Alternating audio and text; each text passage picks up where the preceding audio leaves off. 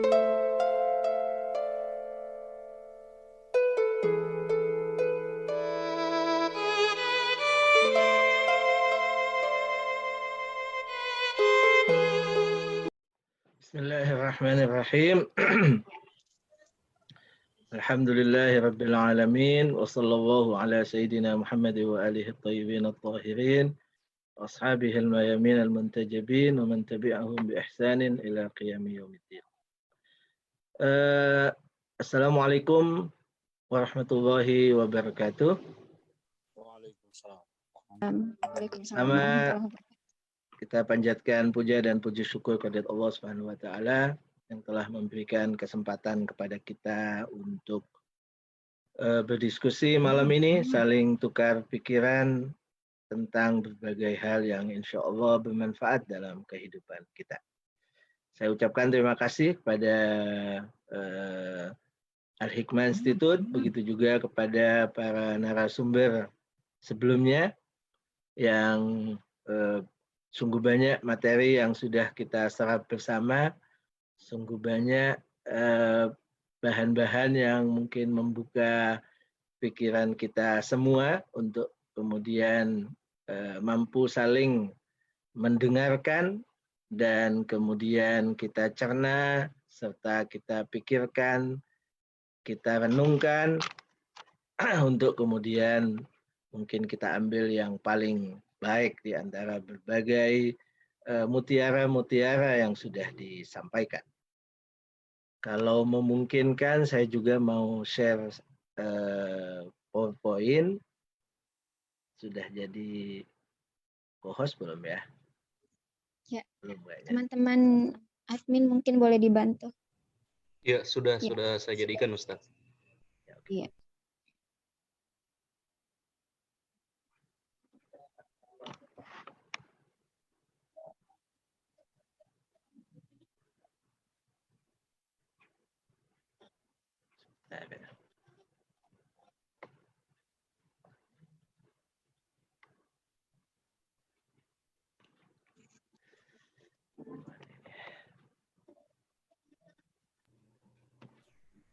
Silakan, Ustaz.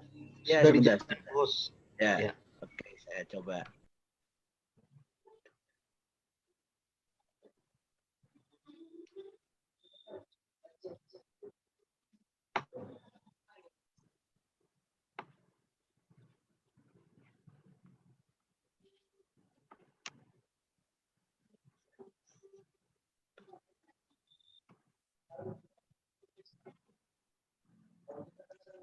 Ya.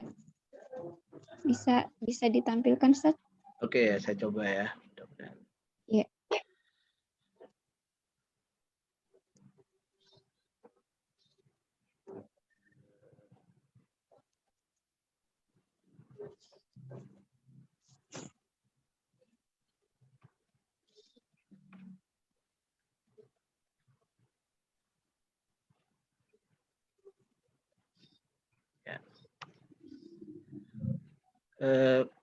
Izinkan saya tidak terlalu masuk dalam berbagai definisi dan sejarah serta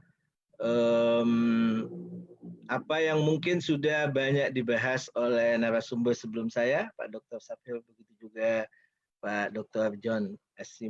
Simon, mudah-mudahan saya tidak salah membacanya. Saya langsung menuju kepada sebuah kenyataan yang memang kita hadapi dalam keberagamaan kita, khususnya Islam. Yang saya soroti adalah dalam dua kelompok besar di dalam Islam, yaitu Sunnah dan Syiah, Ahlus Sunnah dan Syiah. Sebelumnya izinkan saya buka pada slide yang berikutnya, yaitu bahwa ini menjadi sebuah pertanyaan yang mungkin banyak di kalangan kita penting untuk mengetahuinya, sehingga itu punya konsekuensi dalam membahas hermeneutik dalam berbagai dimensinya. Yang pertama adalah sebuah pertanyaan, apakah hermeneutik itu sesuatu yang dari luar disiplin ilmu-ilmu Islam ataukah memang dia dari dalam ilmu-ilmu Islam itu sendiri. Ini penting. Kenapa? Karena punya implikasinya dalam beberapa dimensi yang mungkin saya tidak perlu untuk menjelaskannya.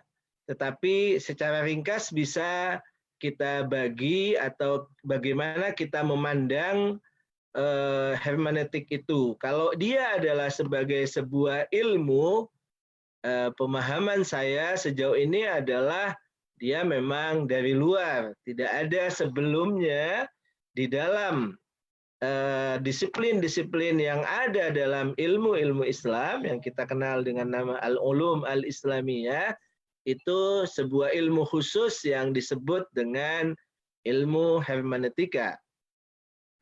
Tetapi kalau dia adalah dianggap sebagai sebuah tema, kita melihatnya hanya sebagai sebuah tema, bagian kecil dari apa yang kemudian kita sebut dengan tafsir, bagian kecil dari sebut memahami, maka tentu itu bukanlah sesuatu yang baru di dalam ilmu-ilmu Islam.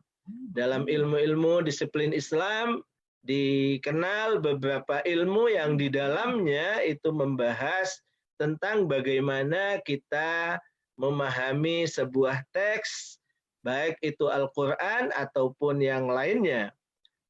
Paling tidak kita bisa sebutkan ada namanya ilmu usul fikih, kemudian ada ulumul Quran, dan juga teologi yang di dalamnya pasti teman-teman Bapak-bapak yang pernah mendalami itu atau paling tidak mengenal ilmu-ilmu itu akan memahami bahwa di situ ada pembahasan tentang bagaimana kita memahami dan bagaimana sikap kita terhadap teks, bagaimana kita mampu untuk kemudian memahami sebuah teks dan kemudian menisbatkan pemahaman teks itu kepada agama yang kemungkinan dalam pembahasan berikutnya kita akan dapati.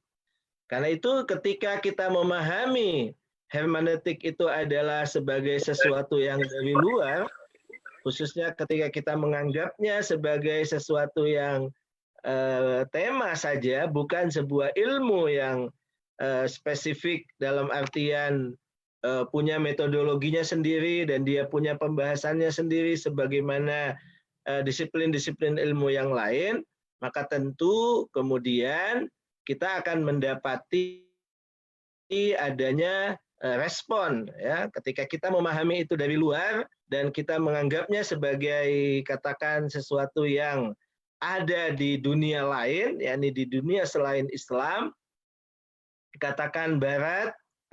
Maka kemudian ketika dia masuk kepada pembahasan di ilmu-ilmu Islam, dibahas juga oleh para ulama ataupun para intelektual muslim, maka tentu kemudian dia punya respon tersendiri.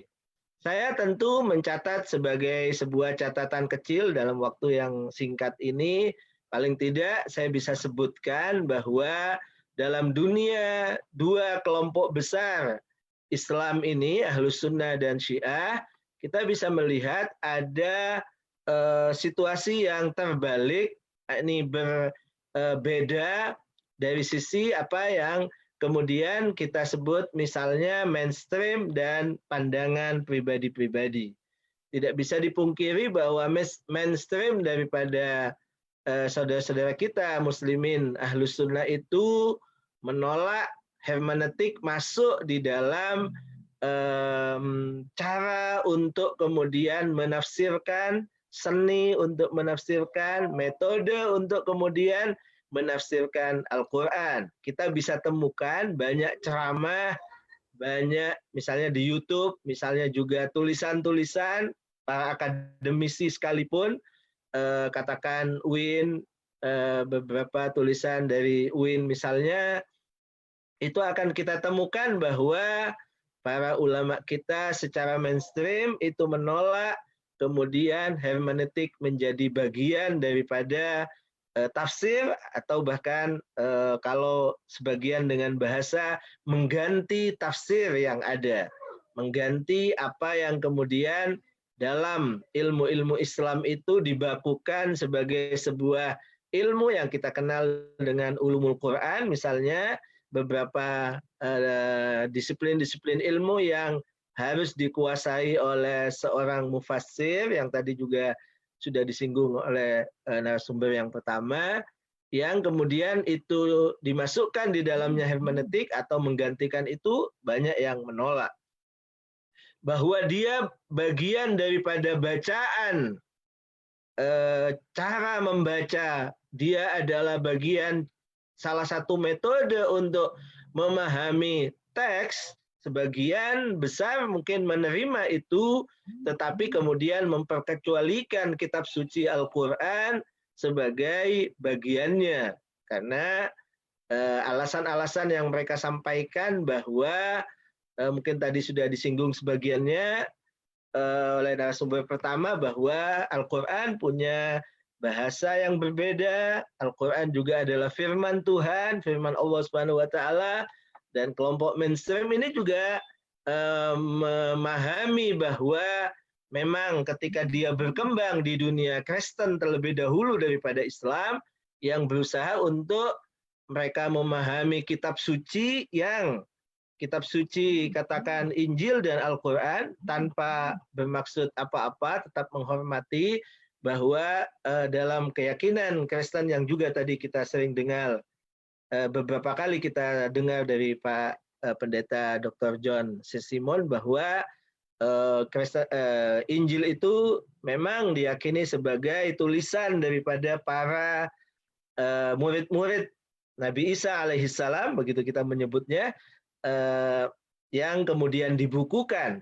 Jadi kemudian memang ada definisi yang cukup signifikan berbeda antara Al-Quran sebagai firman Allah Subhanahu wa taala, sebagai firman Tuhan yang tidak ada campur tangan sedikit pun daripada manusia. Karena itu kemudian penolakan itu menjadi alasan, atau itulah yang menjadi alasan penolakan mainstream kaum muslimin, sehingga bahwa itu hanya khusus teks-teks lain yang bisa dibaca dengan kacamata hermeneutik, tetapi Al-Quran tidak.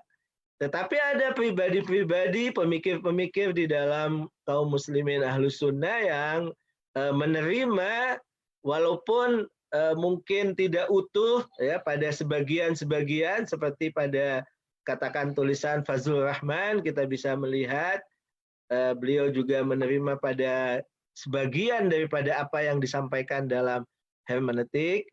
Asar Abu Zaid misalnya, Arkun, dan juga yang tadi disampaikan oleh moderator seperti Profesor Dr. Quraish Shihab misalnya, juga menyebut bahwa boleh-boleh saja menerima dalam rangka memperluas wawasan kita, memperluas bagaimana kita bisa menafsirkan Al-Quran, walaupun saya tidak menemukan secara spesifik bahasan beliau yang lebih terperinci, pembahasan baik secara epistemologi, secara filsafat, logika, dan seterusnya.